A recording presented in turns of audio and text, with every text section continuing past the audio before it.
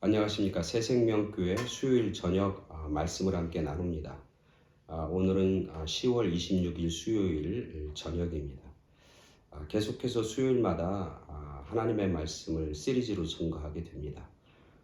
문제를 기도로 통과한 사람들, 그래서 주로 구약의 예언자들, 선지자들의 이야기를 살펴봅니다. 그 이유는 구약의 선지자들이 살았던 그런 삶의 어떤 형편, 그리고 그들이 맞닥뜨렸던 여러 가지 어려움과 문제들은 오늘 우리가 살고 있는 여러 상황과 매우 흡사합니다. 수많은 문제들이 복합적으로 다가오는 그런 시대 속에서 그 구약의 예언자들이 어떻게 그것을 극복하고 그리고 승리했는지를 우리가 살펴보는 것은 오늘을 살고 있는 우리들에게도 큰 믿음과 신앙의 도움이 되는 일이다 싶어서 말씀을 함께 나눕니다.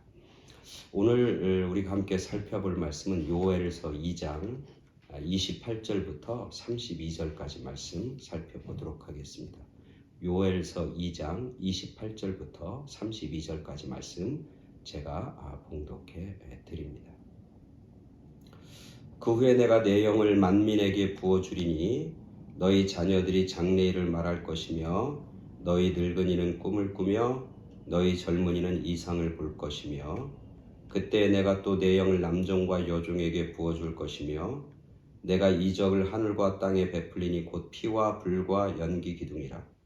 여호와의 크고 두려운 날이 이르기 전에 해가 어두워지고 달이 핏빛같이 변하려니와 누구든지 여호와 이름을 부르는 자는 구원을 얻으리니 이는 나 여호와의 말대로 시온산과 예루살렘에서 피할 자가 있을 것이며 남은 자 중에 나 여호와의 부름을 받을 자가 있을 것임이니라. 아멘. 오늘 요엘 선지자가 쓰고 있는 하나님의 말씀입니다. 이 말씀은 우리가 너무나 잘 아는 말씀이죠. 왜냐하면 베드로가 성령의 충만함을 받고 나서 수많은 사람들이 모여서 이게 어떻게 된 일이냐라고 물을 때 그 많은 사람들 앞에서 이제 이 말씀을 가지고 설교를 하고 말씀을 선포했던 것을 우리는 보게 됩니다. 하나님의 영이, 하나님의 신이 우리 가운데 임하게 되면 자녀들은 예언할 것이고 늙은이들은 꿈을 꾸게 될 것이고 그리고 젊은이들은 이상을 볼 것이다. 그렇게 베드로가 담대하게 선포했던 말씀이 바로 오늘 우리가 읽은 요엘서 2장 28절부터 32절까지의 말씀인 것이죠. 근데 요엘이라고 하는 선지자가 활동하던 그 시대적인 상황과 시대적인 그런 그 여건을 보면 사실은 자녀들이 무슨 예언을 하고 늙은이들이 꿈을 꾸고 젊은이들이 무슨 비전을 가지고 이상을 갖기가 정말 힘든 그런 시대적인 그런 상황 속에 살고 있습니다.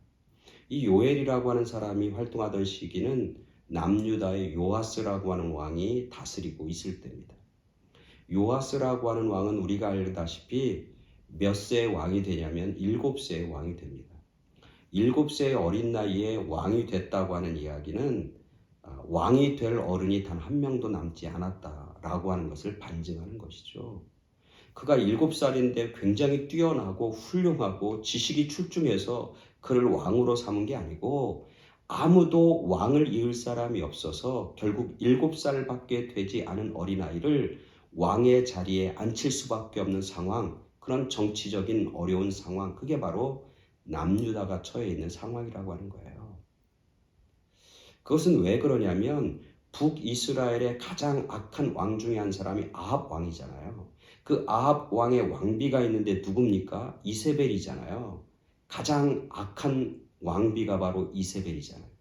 그 아합과 이스벨 사이에서 난 딸이 있는데 그 딸 이름이 뭐냐면 아달랴라고 하는 사람이에요. 이 아달랴라고 하는 그 딸을, 이세벨의 딸을 남유다 왕에게 이제 결혼을 시키고 왕비로 만듭니다.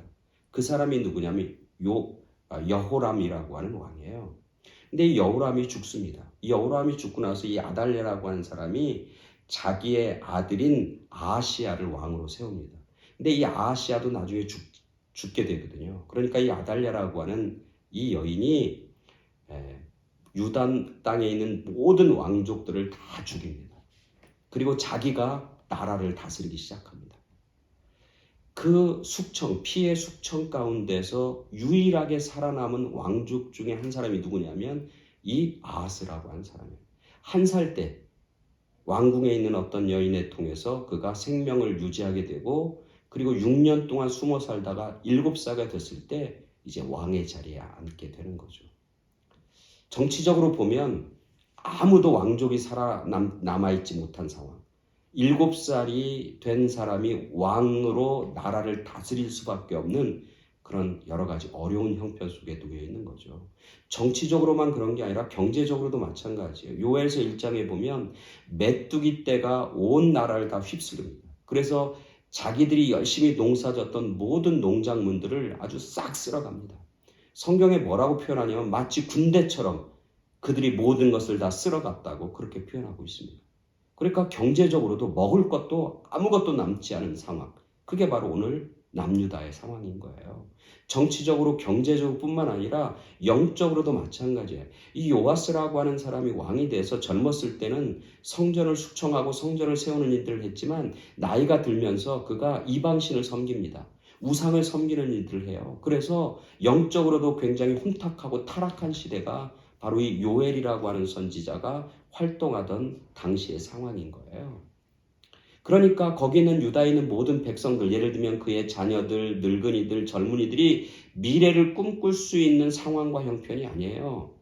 거기다가 메뚜기 떼가 다 먹을 걸 다 가지고 갔을 뿐만 아니라 하늘이 닫혀서 비가 내리지 않고 극심한 가뭄에 시달려서 내년, 내후년, 앞으로 2년, 3년 안에 뭔가 소출이 새롭게 나타나고 곡식이 나타나서 자기들이 이제는 경제적인 여건, 먹을거리가 다 해결될 거라고 하는 소망조차도 기대할 수 없는 그런 상황과 형편이 바로 오늘 요엘 선지자가 활동하던 시대의 상황이란 말이죠. 오늘날 우리가 살고 있는 시대적 형편과 매우 흡사하다라고 하는 생각을 떨쳐버릴 수가 없습니다. 경제적으로 점점점 힘들고 어려운 시대가 도래하고 있습니다. 많은 경제학자들은 내년, 내후년 극심한 경기 침체를 경험할 거다. 그렇게 얘기합니다. 이자율은 점점점 올라갑니다. 그래서 은행에서 돈을 빌리기가 점점 어려운 상황입니다. 뿐만 아니라 러시아와 우크라이나 전쟁이 지금 계속되면서 여러 가지 식량난이 전 세계를 휩쓸고 있습니다. 그래서 곡물이라든지 음식값이 아주 천정부지로 지금 치솟고 있는 형편입니다. 경제적으로도 마찬가지고 전쟁도 끊이지 않고, 그리고 정치적으로도 여러 가지 혼란과 혼탁한 시대 가운데 우리가 살고 있습니다. 언제 이런 형편과 상이 나아질지도 모르는 그런 미래가 불투명한 시대 가운데 오늘 우리가 살고 있다고 하는 것이죠. 뿐만 아니라 코로나 때문에 지난 한 2년, 3년 동안 코로나 때문에 힘들게 여기까지 왔는데 그 코로나의 후폭풍이 이제 앞으로 시작될 거다. 그런 예측이 있습니다. 그래서 앞으로 점점 더 힘들고 어려운 시대, 암흑의 시대가 우리 가운데 찾아올 거라고 하는 그런 이야기들이 여기저기서 나오고 있는 것이죠. 오늘 요엘 선지자가 정치적으로, 경제적으로, 영적으로 모두 다 힘들고 미래를 꿈꿀 수 없는 그런 형편 속에 사는 것처럼 오늘 저와 우리들도 앞으로 1년 후, 2년 후에 나아질 거다. 정치적인 상황이, 경제적 상황이, 우리의 먹을거리가 나아질 거라고 생각하는 사람은 단 한 사람도 없는 것 같아요. 이제 점점 힘들고 어려운지는 문제들 가운데 우리가 결국 빠져들 수밖에 없다고 생각하는 것이죠. 우리 앞에 놓여있는 문제들, 요엘 선지자 앞에 놓여있는 문제들이 많이 있어요. 근데 그 문제들 가운데서 요엘 선지자는 뭐라고 백성들에게 얘기하냐면, 오늘 우리가 읽은 본문의 마지막 절에 뭐냐면 누구든지 여호와 이름을 부르는 자는 구원을 얻습니다. 누구든지 여호와 이름을 부르는 자는 구원 얻습니다. 그리고 여호와 이름을 부르는 자는 구원을 얻고 그가 생명을 얻을 뿐만 아니라 그 어려운 가운데 그의 생명을 유지할 뿐만 아니라 뭐예요? 그들 가운데 뭐가 임해요? 하나님의 영이 임하게 될 겁니다. 하나님의 영이 임하게 됩니다. 하나님의 영이 임하게 되면 자녀들은 예언할 겁니다. 자녀에는 장래일을 얘기할 겁니다. 그러면서 장래의 꿈을 꾸면서 소망을 이야기할 겁니다. 늙은 사람들은 꿈을 꿀 겁니다. 그리고 젊은이들은 비전과 이상을 얘기하면서 그리고 자기의 미래를 준비하게 될 것입니다. 그렇게 노래하고 있는 거예요. 여기서 핵심은 뭐냐면 누구든지 여호와 이름을 부르는 자는 구원을 얻고 그리고 그 사람들을 통해서 놀라운 세계와 놀라운 축복과 은혜의 시대가 펼쳐지게 될 거라고 그렇게 말씀하고 있는 것이죠. 정말 중요한 것은 여호와 이름을 부르는 거예요. 그러면 그들에게 구원의 소식이 절망과 슬픔의 소식이 아니라 기쁨의 소식이, 평안의 소식이 그들 가운데 임하게 되는 것이죠. 그런데 중요한 것은 아무나 예수님의 이름, 아무나 여호와의 이름, 아무나 하나님의 이름을 부를 수 없는 거예요. 여러분, 여호와의 이름, 하나님의 이름을 부른다는 것이 쉽습니까? 쉬울 수 있어요. 어떻게 보면 평안할 때는 쉬울 수 있어요. 그러나 문제가 막 여기저기 문제가 터지고 힘든 일이 막 몰려올 때 그때 정말 여호와 이름을 부를 수 있는 사람은 많지 않습니다. 정말 힘듭니다. 그러면 자기를 의지하고 사람을 의지하고 세상을 의지하고 상황을 의지하면서 자기가 가지고 있는 문제를 자기 힘으로 인간적인 모습으로 해결하려고 하는 사람들이 얼마나 많은지 몰라요. 비단 지금 그가 교회에 다니고 있을 때 할지라도 지금 그가 교인일지라도 힘들고 어려운 일이 닥치면 여호와 이름을 부르기는커녕 여호와를 떠나고 교회를 떠나서 자기 능력대로 자기 생각대로 자기 지식대로 자기 상식대로 그 모든 문제를 해결하려고 달려드는 사람이 얼마나 많이 있는지 몰라요. 그래서 힘들고 어려울 때일수록 여호와의 이름을 부르는 사람은 점점 없어지는 거예요. 제가 목회하면서 안타까운 게 바로 그런 거예요. 왜 예배를 못 드리나요? 왜 기도회를 못 하시나요? 왜 하나님 앞에 나와서 찬양을 못 하나요? 라고 하면 뭐라고 하냐면 힘들어서 그렇다는 거예요. 어려워서 그렇다는 거예요. 먹고 살기도 쉽지 않다는 거예요. 경제적으로 굉장히 힘들다는 거예요. 그래서 그렇게 한다는 거예요. 오늘 요엘 선지자는 힘들고 어려운 형편 속에 있는 유다 백성들과 오늘 살고 있는 형편이 어려운 상황 속에 놓여 있는 오늘 우리들에게 메시지를 전하는 거예요. 여호와 이름을 부르는 자는 구원을 얻는다. 여호와 이름을 부를 수 있는 자는 어떤 사람이냐? 믿음이 있는 사람이에요. 하나님이 누구인지 아는 사람이에요. 그런 사람만이 여호와 이름을 부를 수 있는 거예요.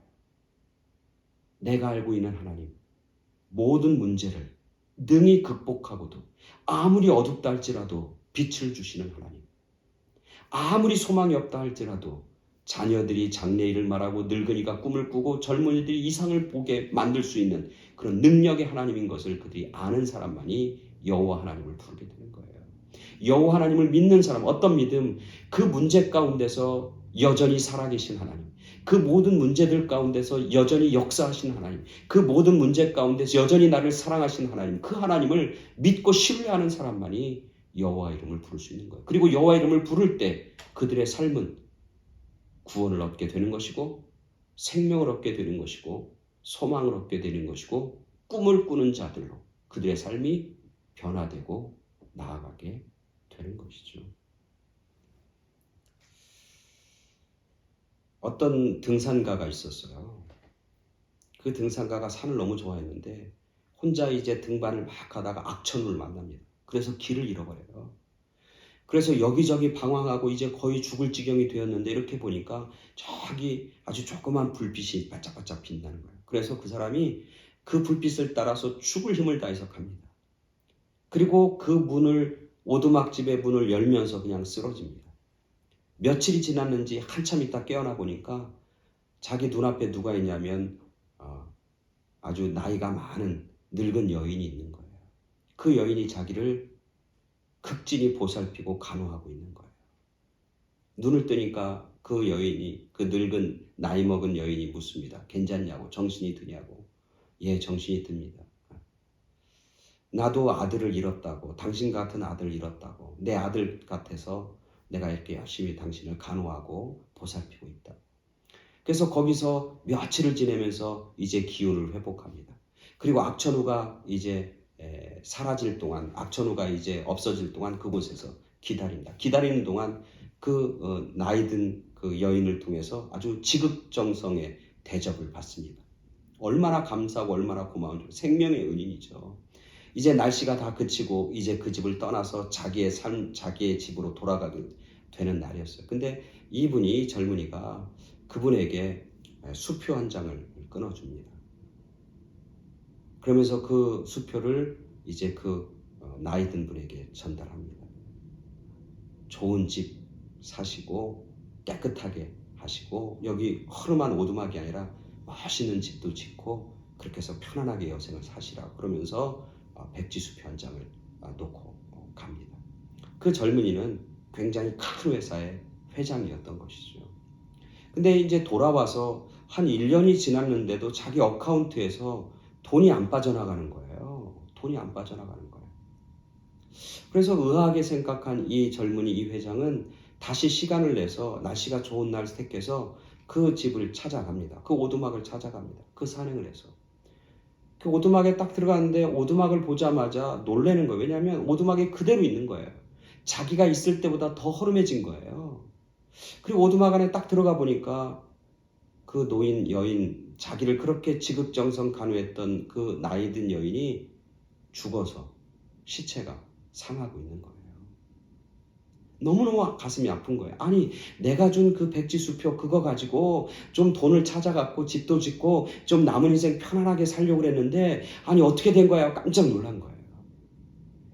그리고 이제 물건들을 수습하기 시작해서 이렇게 보니까 자기 백지수표가 바람 들어오는 문지방 구멍 난 바람에 그 문을, 그 구멍을 막는 종이떼기로 쓰여져 있는 것을 발견하게 되는 거예요. 그러니까 그 나이든 여인, 산속에 사는 여인은 그 수표가 뭔지도 모르고 그걸 어떻게 뭐 현금으로 하는지 그걸 어떻게 돈으로 바꾼지도 모르는 거예요. 그냥 갖고 있다가 하나의 종인 거예요. 쓸모없는 종이에 불과한 거예요. 그러니까 문지막에서 바람이 들으니까 그 바람막이용으로 사용해 버린 것이죠. 이 젊은이는 너무너무 안타까운 거죠.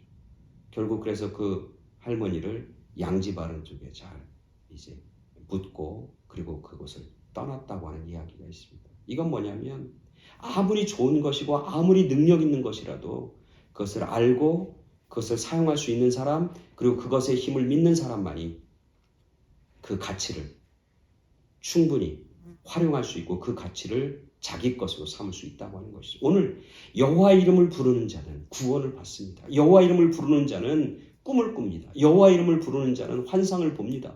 여호와의 이름을 부르는 자는 예언을 하고 장차일을 말하게 되는 그런 놀라운 은혜와 구원과 승리를 경험하게 되는 것이죠. 아무리 어려워도 아무리 문제가 많아도 여호와의 이름을 부르는 자는 구원을 받습니다. 생명을 얻습니다. 소망 가운데 살아갑니다. 그들에게는 미래가 열려지게 되는 것이죠.